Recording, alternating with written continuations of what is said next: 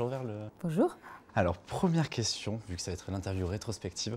Niveau études, à la base, vous vous orientez vers la musique.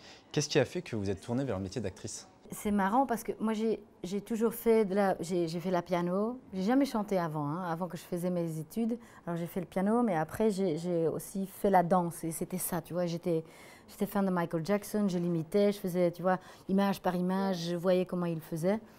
Et puis après j'ai fait les comédies musicales parce que c'était une sorte d'éducation totale.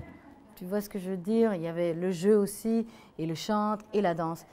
Mais c'est qu'après, en faisant ces études-là, que j'ai découvert le jeu. Parce que pour moi, avant, le jeu, c'était pas quelque chose de spécial. Donc après, il y a eu plusieurs rôles au théâtre, avec succès aussi. Et on vous a retrouvé à la télévision dans 2 séries importantes en Belgique, Sarah et Code 37. Ouais. Comment avez-vous appréhendé ces premières expériences sérielles? Et est-ce que c'est un univers qui vous a attiré ou c'était plus une opportunité? Pour Sarah, c'est de Ugly Betty. En fait, Ugly Betty en Amérique, mais avant c'était, je crois, en colombien, je crois. Oui, Yo soy Betty. Oui, Yo soy Betty, la fea. Et c'est un sorte de série soap, tu vois. Et moi, justement, j'étais en train de débarquer dans des films, et pour moi, c'était vraiment une grande dilemme. J'étais toujours, tu vois, girl next door. Et avec Sarah, de tout un coup, j'étais la moche. Puis j'ai enchaîné avec Code 37, qui était complètement l'opposé. C'était une femme sexy, masculin, avec des couilles. Et alors, quelque part, si j'ai un peu organisé ça, tu vois, je vais pas jouer. C'est bien, je joue quelque chose de complètement différent, mais je ne vais pas rester là-dedans non plus. Alors, je vais jouer quelque chose. Alors, j'ai eu beaucoup de chance, vraiment beaucoup de chance. Après, du coup, il y a suivi Alabama Monroe. Oui. Comment avez-vous travaillé pour ce rôle si intense et est-ce qu'il a changé votre vie? Moi, je suis quelqu'un qui fait beaucoup de travail avant, j'aime bien ça. Psychologiquement, le personnage, découvrir qui elle est, pourquoi elle fait ce qu'elle fait, pourquoi elle veut ce qu'elle veut. Puis il y a aussi le chant qui a amené beaucoup de choses. On a répété vraiment pendant 6 mois avec ces gars-là, la musique.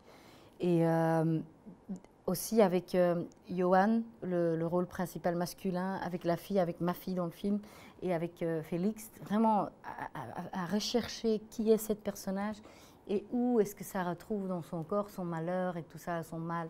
Souvent, sur un tournage, tu arrives sur le plateau et voilà. Tu fais ce que tu dois faire, on fait un peu de répétition, ou même pas, on lit et c'est tout. Mais avec Félix, il voulait vraiment répéter et être ensemble et former ces petites familles. Et même avec la bande, avec le groupe. Et qu'est-ce que ça a changé dans ma vie? Au niveau professionnel, ça m'a ouvert vers le monde. Je veux dire, je n'avais pas les portes vers le monde entier, internationalement. Et là, je les ai à cause de ce film. Et personnellement, oui, c'est le premier film après un long temps où je cherchais quelque chose à l'extérieur de moi, quelque chose pour transformer, ce que j'adore, hein, j'adore transformer. Mais là, je me suis dit, je vais rester tout près de moi-même et que ça marche aussi. Est-ce qu'il y aurait un projet en cours du coup? D'abord, je fais Vaya con Dios, c'est Ghost of the Past, qui est une série vraiment belge, mais qui peut être internationale parce que c'est une série sur une femme de 33 ans, 32 ans, qui a déjà un enfant et qui a toujours eu ce rêve de grandir ou de devenir une star. Et ça vient pas tout un coup. Waouh, ça commence. Et elle a le choix entre son enfant, tu vois, de le laisser un peu à côté. Oui. Et alors c'est une femme qui croit qu'elle existe pour ce qu'elle fait et pas pour ce qu'elle est. Et voilà, c'est ça que je co-développe. On va voir dans quel stade que je vais être encore écrivain ou quoi. Et puis il y a Après moi le déluge, qui est une série sur une comédienne hyper connue qui va se retrouver dans un décroulement de la Terre et qui va se retrouver face à elle. Et c'est vraiment une connasse autant que comédienne et qui va en fait retomber sur elle-même parce qu'il n'y a plus personne qui est là pour la servir et voilà, l'argent ne vaut plus rien à rien. Voilà. Okay. Ça c'est en 2-3 mots. Merci beaucoup Verle. Merci à vous.